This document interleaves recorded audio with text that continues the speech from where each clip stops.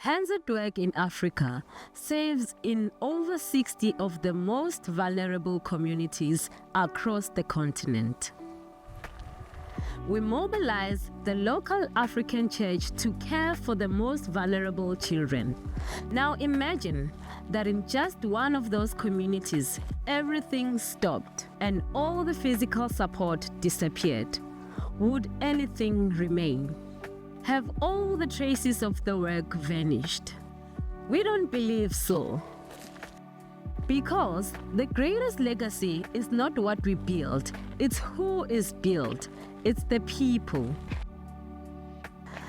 That is the heart of our work. Hands at Work takes the local church by hand, help it to its feet, and strengthen it. Our vision is simple: to see the local church effectively caring for the most vulnerable in its community. We pursue that vision through our mission to challenge, develop, encourage, and support the ministry of servanthood among those in need. The Ministry of Servanthood is not just a clever phrase we use. It defines what success looks like at Hands at Work. Our impact isn't measured by how many children were fed or how many buildings were constructed, but by who the church is becoming. The church is activated, seeking out and serving the most vulnerable as a living network of love, belonging, and care. The most important question is how to care. Caring children, those who are less privileged. So that's another point which I think that I should give. That's helping. David and Elizabeth are from the same community and are friends. When David began to grasp the ministry of servanthood, the community was changed. So my eyes, I got blind and I stayed being not able to see for 1 year, 6 months. So there was a day where I was visited by the service center with Pastor David Mafena, and we sat in just like that. When we sat in that shelter, I was being prayed for. Deep down my heart, it's those prayers that I was being prayed for. Pastor Mafena, I've been helped by that man in many ways. Emmanuel has been one of the young people who has journeyed with Hands at Work. And I was part of the first YDM guys who are being trained.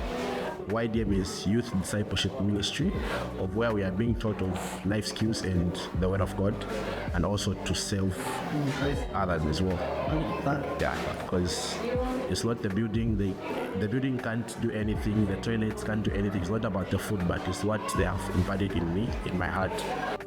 Emmanuel's words remind us that our goal was never the food or the buildings. These were tools, not the treasure.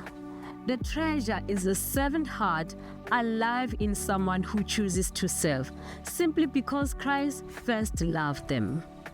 Ligama lami nguMakelindiwe.